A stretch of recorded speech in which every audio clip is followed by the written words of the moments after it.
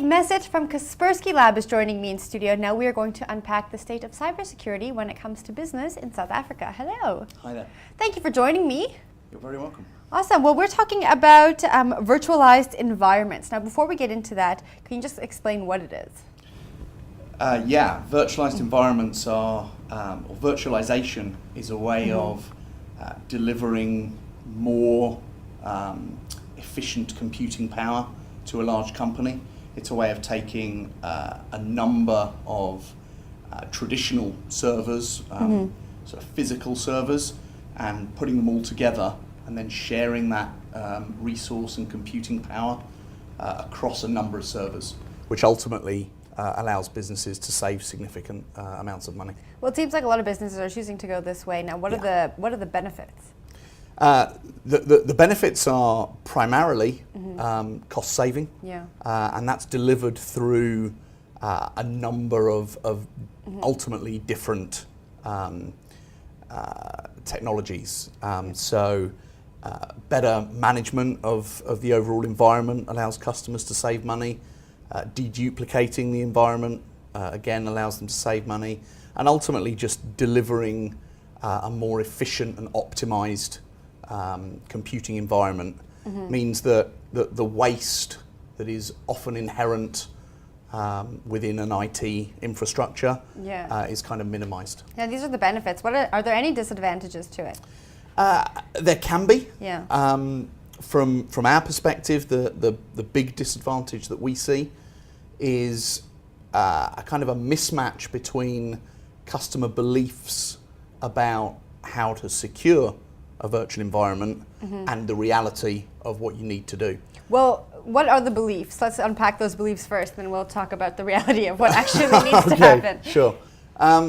So we see a range of customers, and some of them really understand the need and the nature of securing a virtualized environment.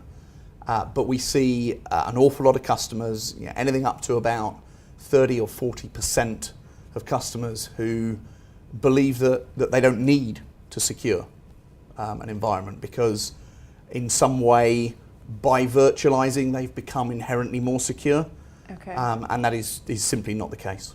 All right, well, let's talk about that. What happens when we decide not to secure that virtualized environment? What are we opening ourselves up to? Well, you're kind of opening yourselves up to everything that you would kind of naturally expect, to be honest. We see today in excess of 300,000 new unique samples of malware on a daily basis. 300,000? Yeah, it's a much bigger number than people ever really realise. That's worldwide? That's worldwide. Okay. and most of that number is made up of existing malware that has been slightly modified, re-encrypted, tweaked in some way to try and defeat technologies like our own. But it's 300,000 unique samples that need to be defended against. And how do you keep up with that?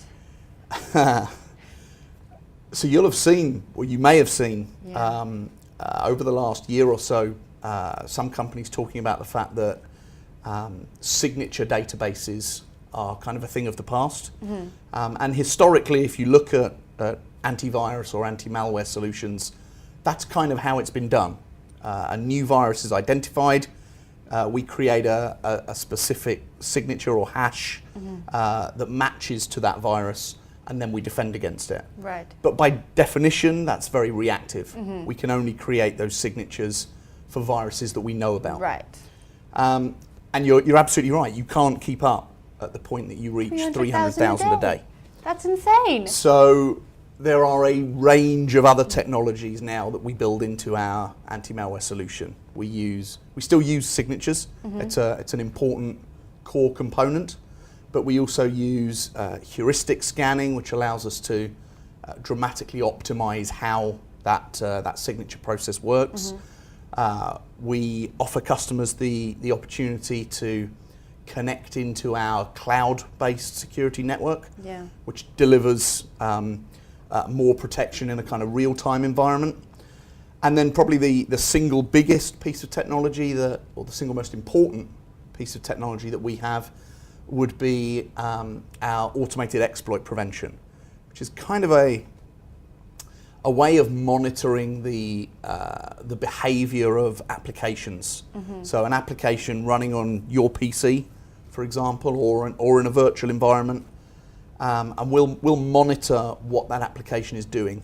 And if it starts behaving in a way that is indicative of malware, that's indicative that it's been exploited, then we can begin to restrict the privileges of that application and basically either shut the whole thing down or dramatically restrict its capability to do harm to the system.